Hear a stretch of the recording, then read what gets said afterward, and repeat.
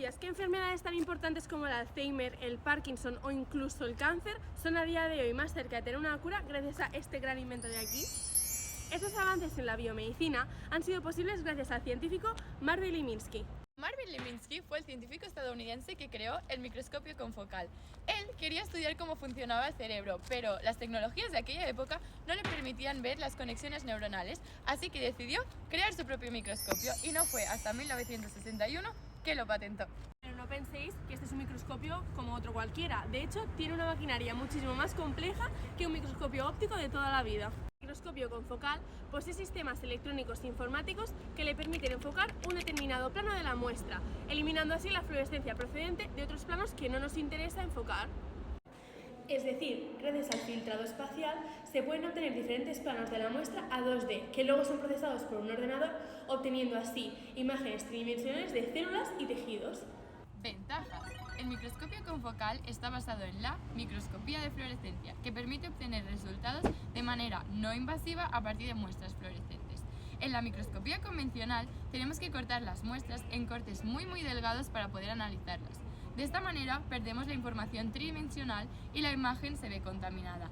Pero en la microscopía confocal estas limitaciones se ven superadas, ya que estos cortes muy delgados se realizan ópticamente y después, a partir de estos, construimos la imagen de la que hablábamos anteriormente.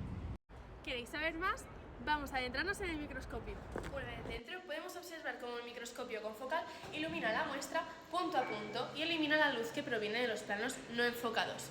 Se utiliza una fuente de luz potente, que es un sistema de rayos láser, y un filtro con un agujero que se coloca en el trayecto del rayo de luz.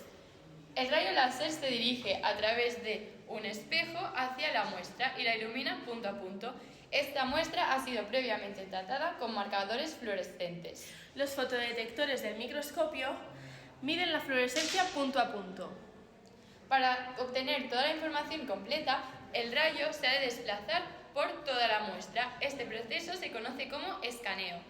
Finalmente, para construir la imagen en 3D, se usan programas informáticos muy potentes. Antes de continuar, vamos a recapitular.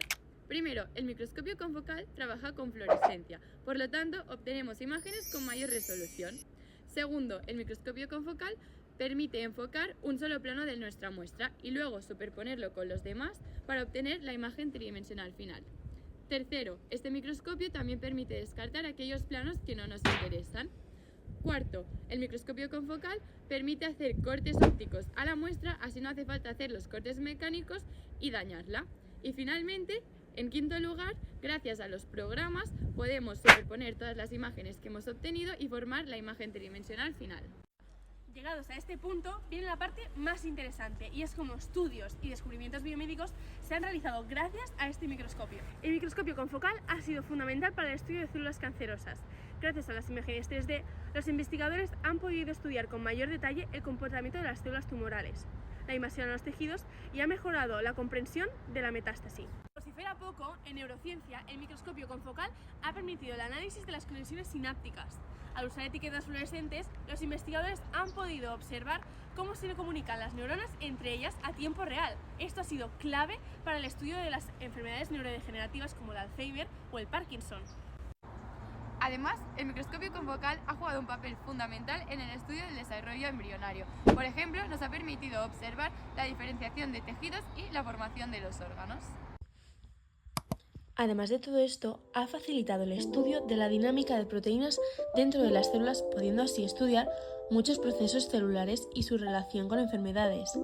También ha permitido estudiar microorganismos en detalle y ha aportado grandes avances en la ingeniería de tejidos. También en los estudios de interacción de fármacos y células, pudiendo estudiar cómo los fármacos interactúan con las células, cómo afectan y cómo pueden ser modificados para mejorar su eficiencia. Además, ha sido fundamental en investigaciones de células madre, ya que esto abre puertas a terapias basadas en células madre para tratar diversas enfermedades. En definitiva, ya veis para qué enorme cantidad de avances ha servido el microscopio confocal, el gran invento de Marvin Minsky. ¿Qué os ha parecido?